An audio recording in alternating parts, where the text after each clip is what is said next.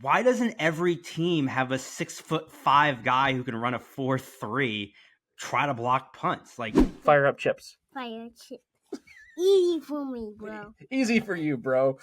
There you go. The Big Bets on Campus podcast. All right, here we go.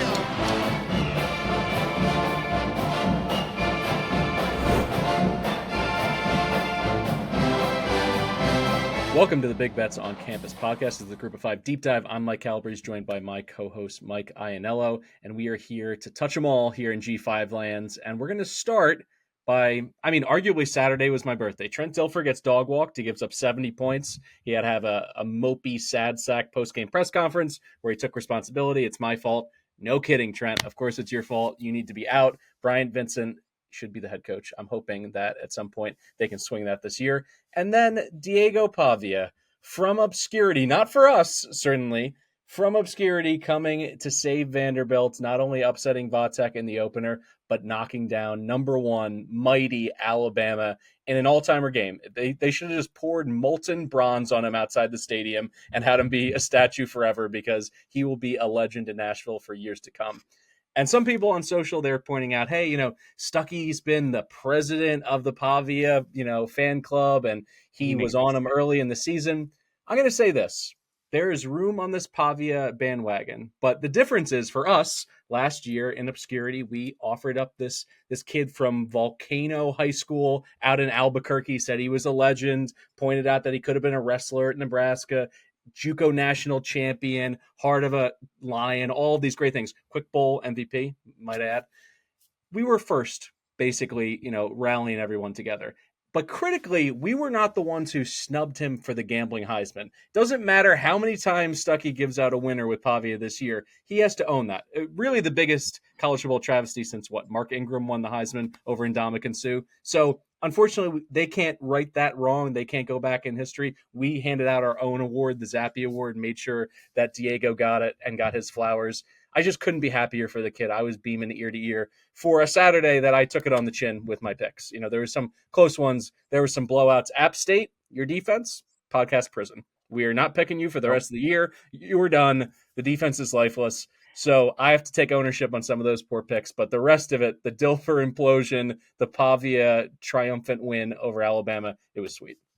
So I'll start with Dilfer. Obviously, it was perfect. And Bryant Vincent getting a major win there. First of all, Pavia, absolute legend, hero.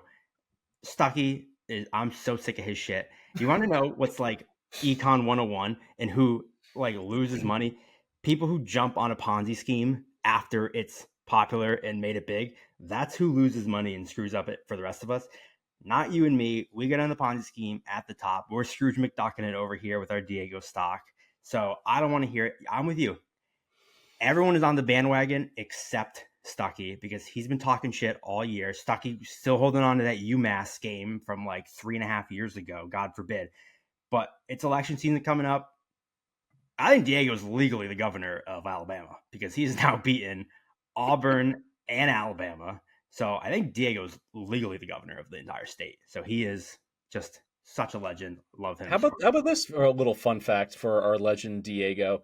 He has 2 SEC upsets of north of 2 touchdowns.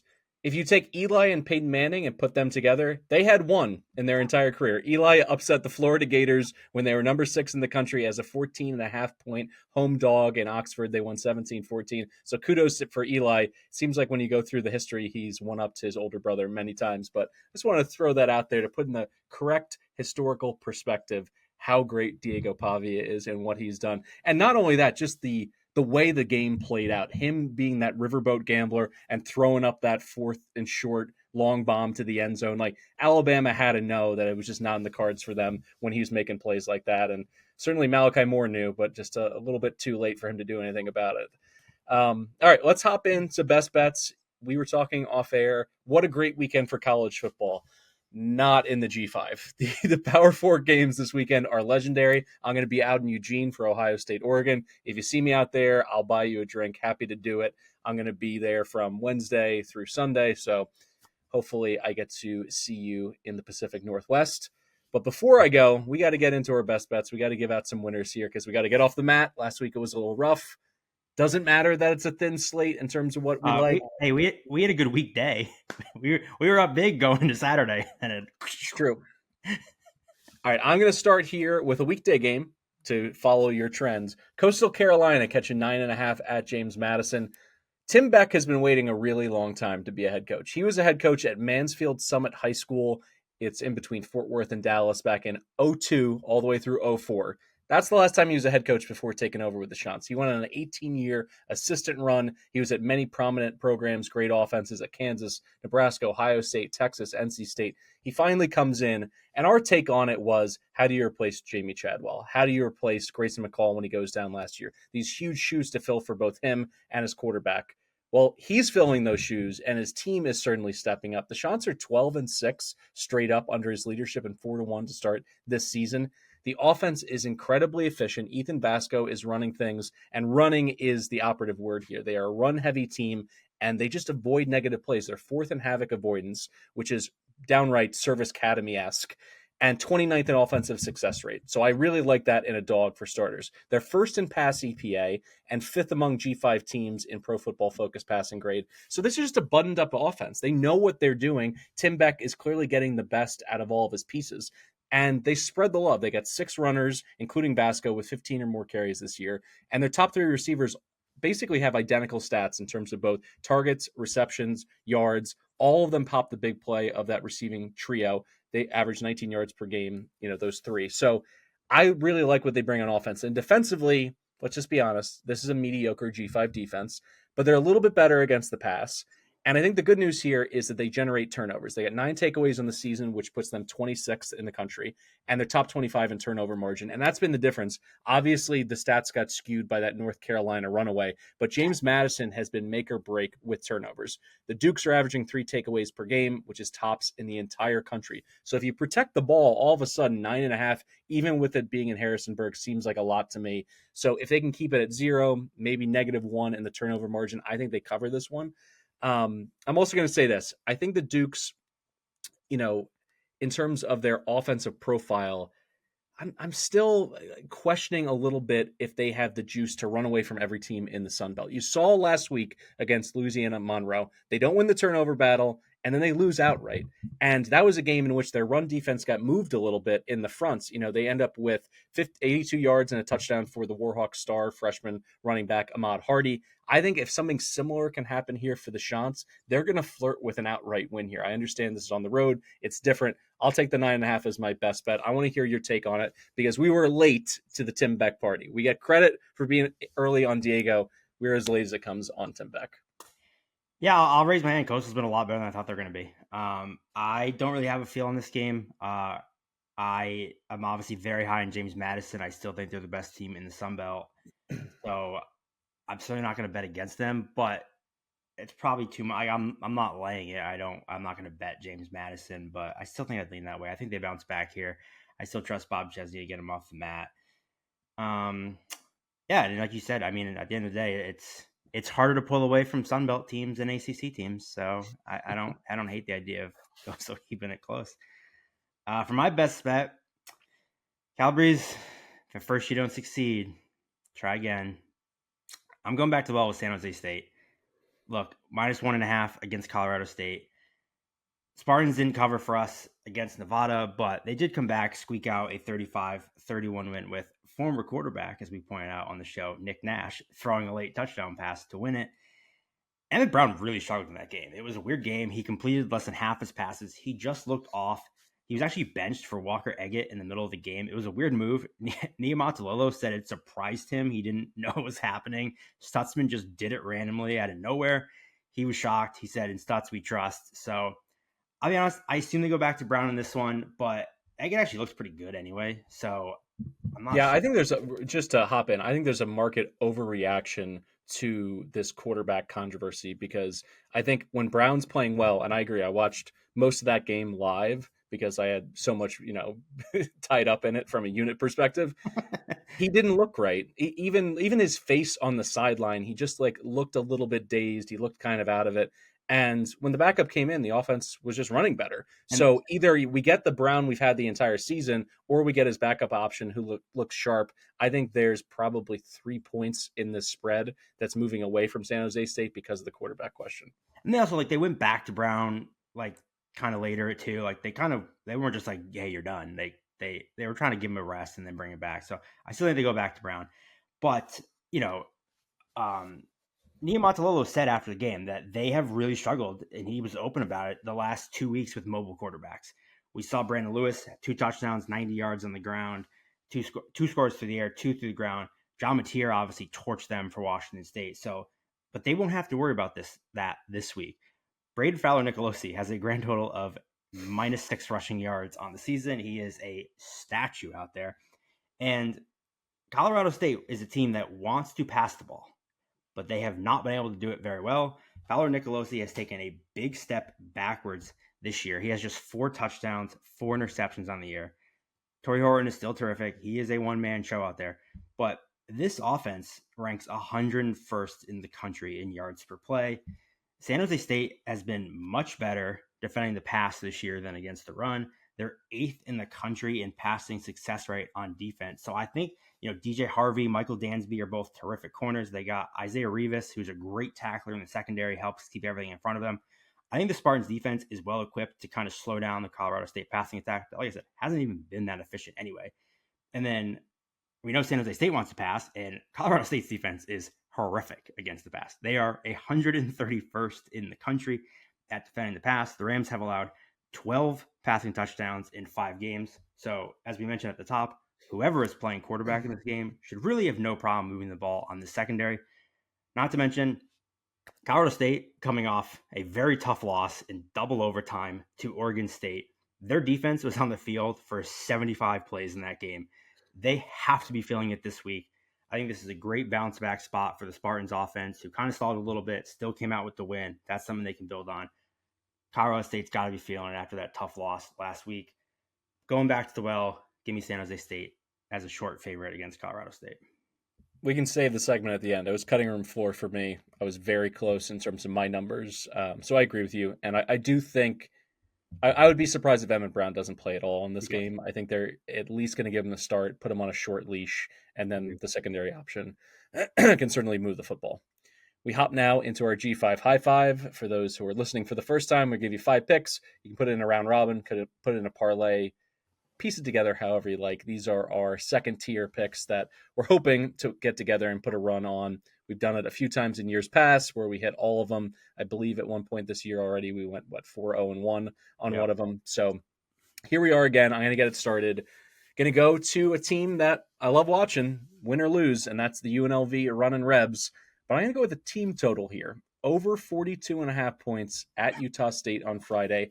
Let me run you down the Aggies hit list here. Pro Football Focus ranks their defense 127th. Apparently that's generous when you get into some of their other stats. Total defense, 129th. Havoc generated, 126th.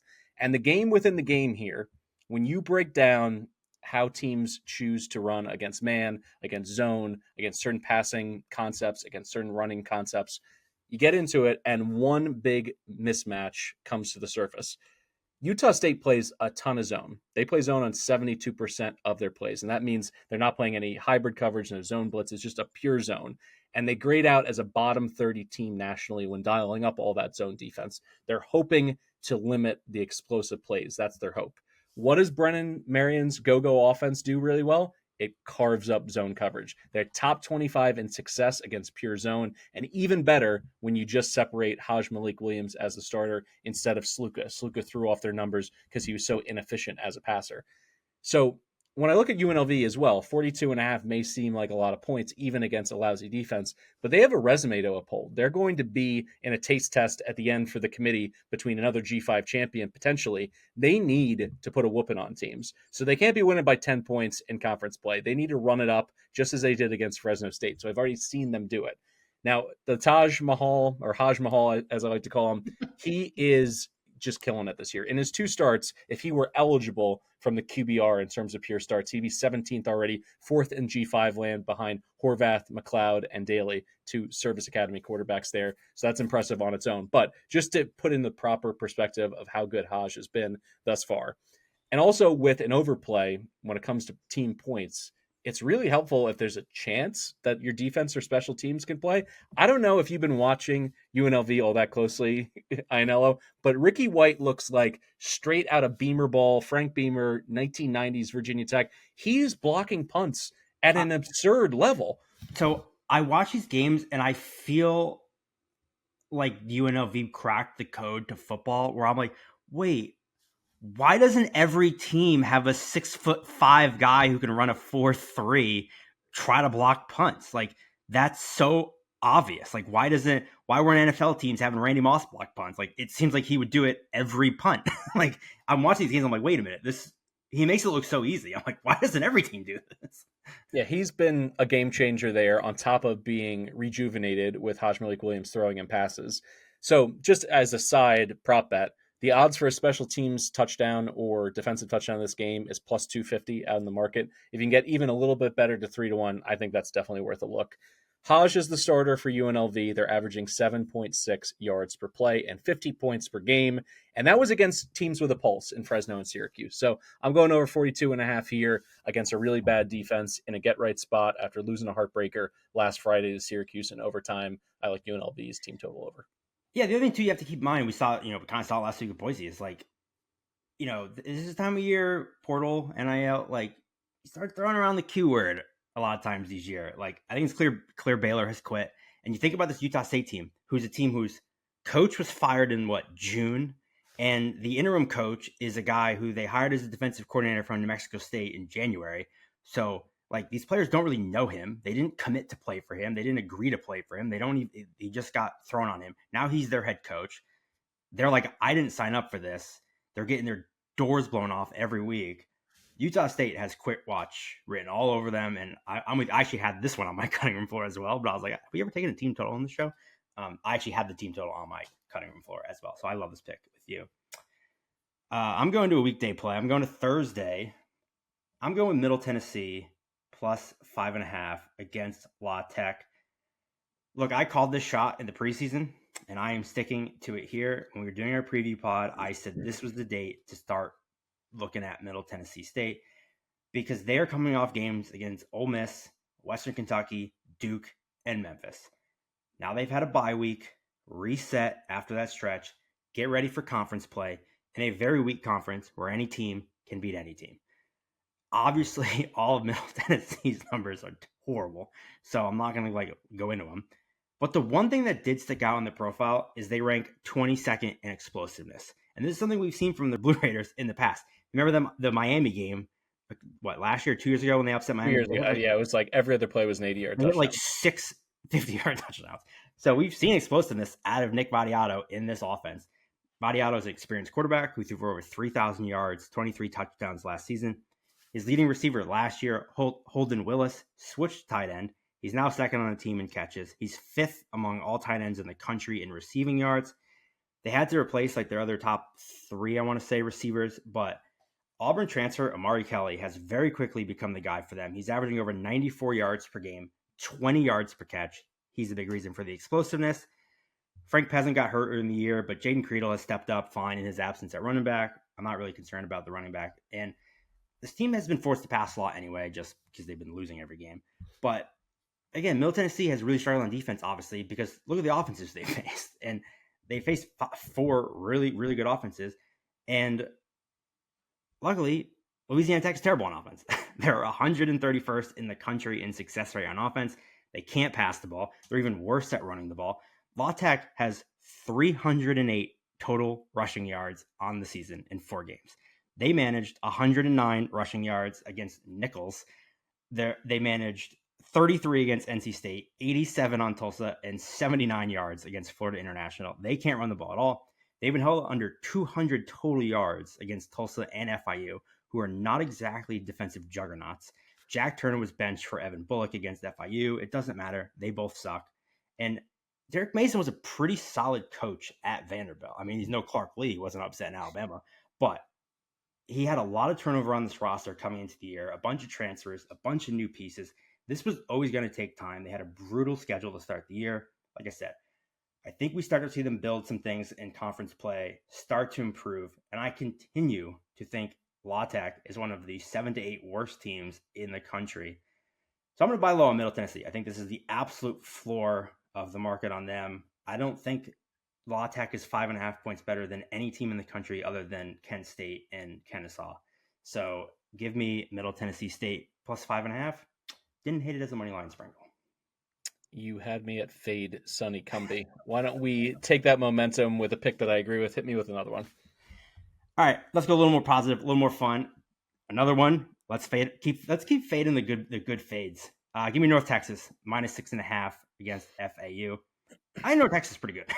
They're 4-1. Their lone loss coming at Texas Tech, and most importantly, when they have won, they've crushed teams. They beat South Alabama by 14, Stephen F. Austin by 15, Wyoming by 27, Tulsa by 32. This offense is averaging 40.8 points per game. That is good for 14th in the country.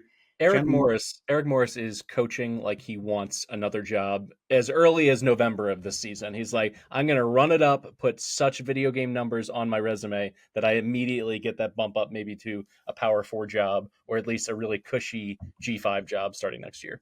Yeah, and the Morris and Morris show, Chandler Morris has looked terrific coming in from TCU. He is third in the country with 16 passing touchdowns. He's averaging 330 yards per game. Washington State wide receiver transfer DJ Sheffield has been his favorite target, but there's 8 players on this team averaging at least 25 receiving yards per game. They spread it out to everyone. The Mean Green are very pass first, but when they do run the ball, they're averaging 5.2 yards per carry. So, they're effective when they do hand it off. As a whole, this offense is averaging 7.3 yards per play, which is 14th in the nation, right between Penn State and Clemson.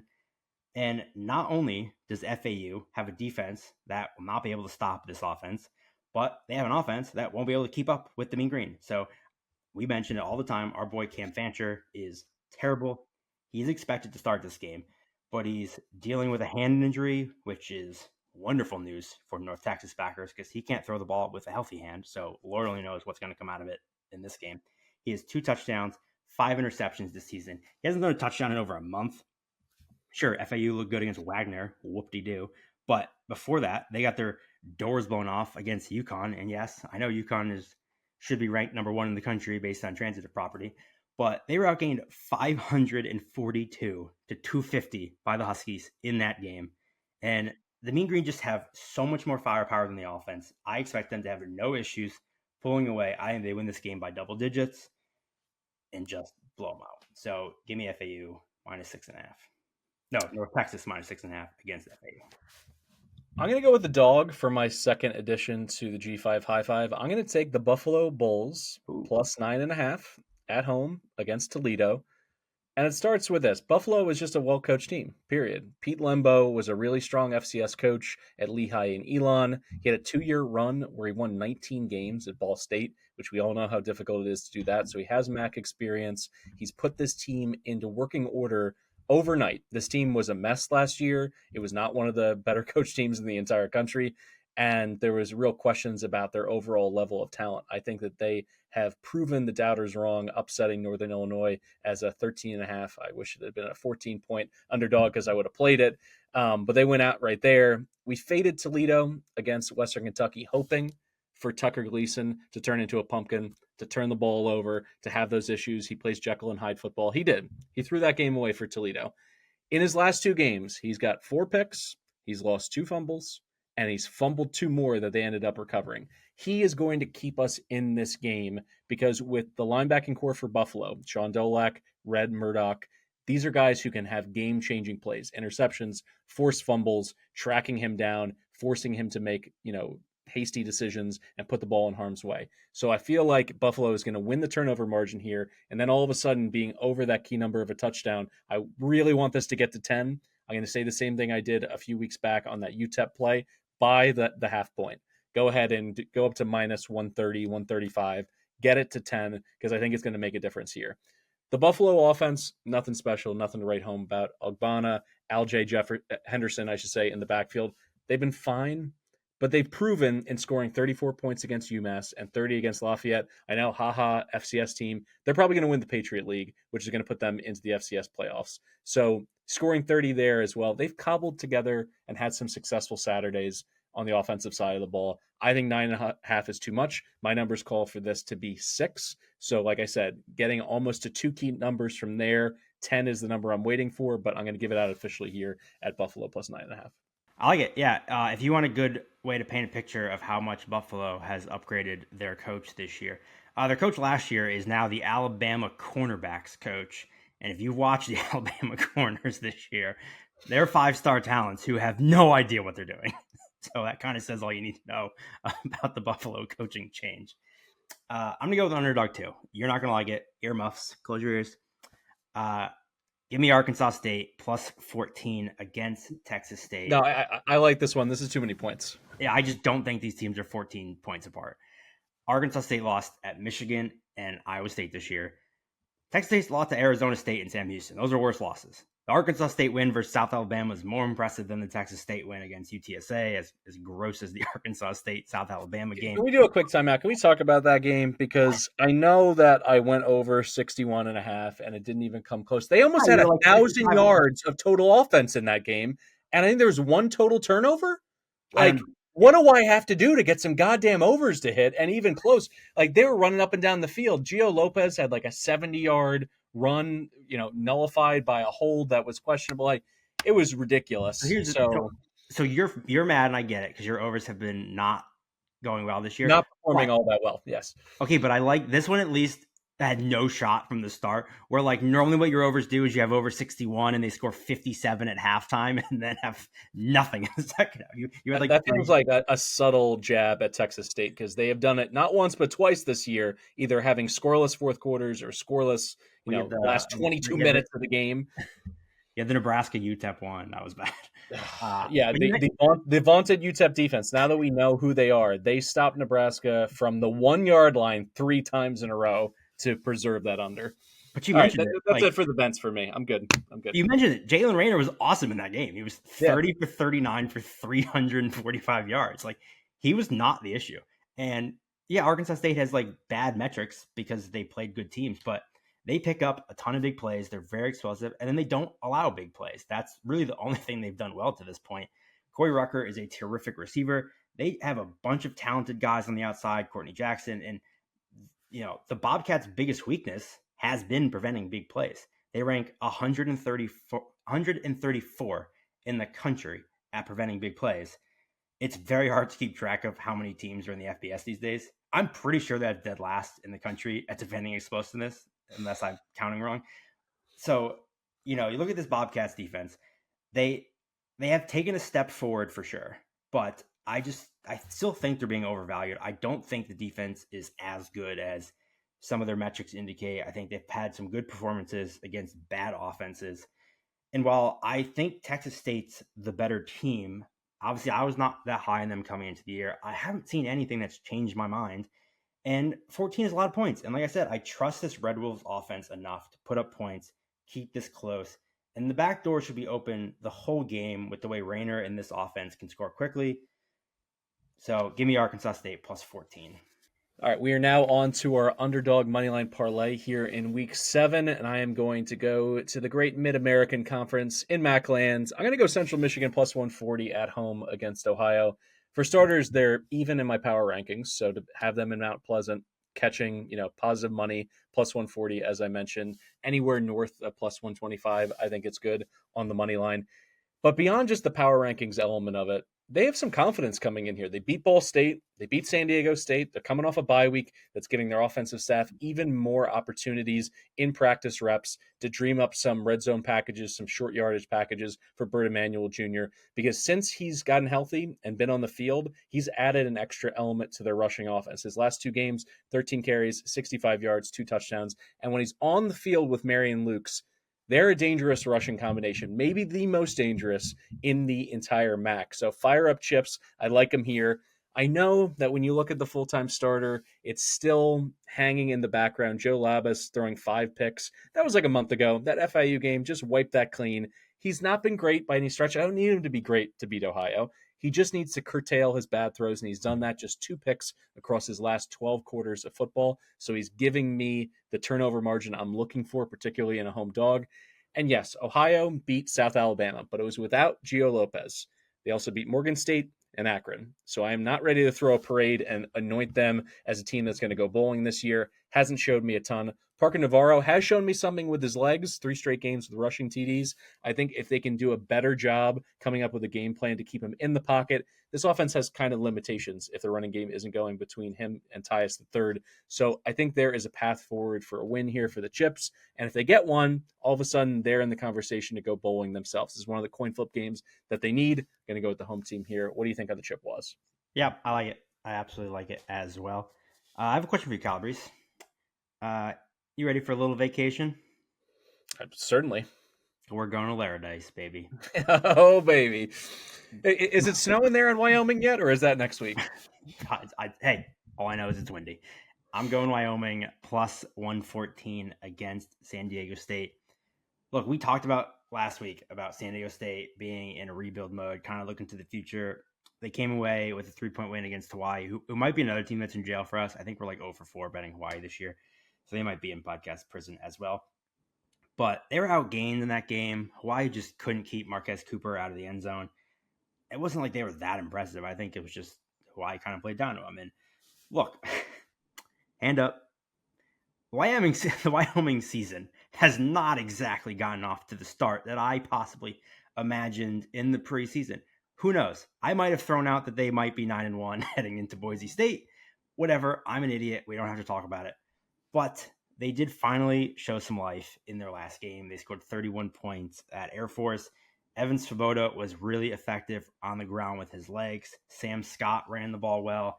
The passing game has been much, much better since getting tight end John Michael Gillenborg back. He is their leading receiver in just 3 games.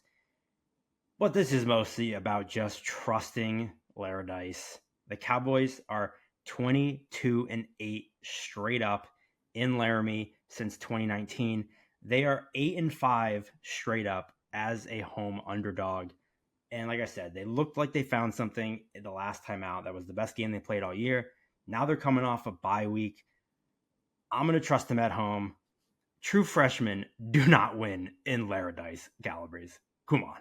Give me Wyoming plus 114. Yeah, I think this was a good wrap up on who needs to go to podcast prison. And they're in jail if they lose this game, right to jail. Yeah, this is basically them in front of the parole board. This is their last chance to avoid any maximum detention for the remainder of the college. Hey, son, I don't want to see you in my courtroom again. I want to close out this episode by saying, last year on this very day, my father passed away. It was a relationship that was obviously quite important to me. We had the kind of relationship where we talked every day. We spent a lot of time together. We bonded over sports. Particularly, we bonded over college football. So I want to say this to everyone, not from a place of regret, but from a place of gratitude. I traveled the country. I got to see so many great venues with him, watch so many great games, share in those moments. If you have an opportunity to do that with your dad, your uncle, your best friend, your buddies, getting the guys together to watch a game, do it. You will not regret it. And if my father Cal was here right now, he'd be like, even better, throw a little money on it, have a little action. Hopefully we were able to steer you in the right direction with this episode. But just, try to take those moments when you can, because you never know how long you'll have them. For Mike Iannello, I'm Mike Calabrese. Thank you so much for listening to the Group of 5 Deep Dive Under the Big Bets on Campus banner. We will be back with more BBOC content, both over at our YouTube channel, as well as the podcast feed. That means Colin and Stuck doing the full Week 7 rundown, all those great Power 4 games. If you're interested, they're going to be giving them their full attention. And that'll lead into the Saturday show with Brett McMurphy, Colin Stuck, myself, and Johnny Football. So be sure to check that out as well. And keep giving us those reviews. We are inching closer to 1,000 reviews on Apple Podcasts. So throwing out those 5-star reviews is incredibly helpful as we try to grow our brands, get a larger audience, and keep this fun train rolling. All right, that's it for us. Thanks so much, and enjoy Saturday.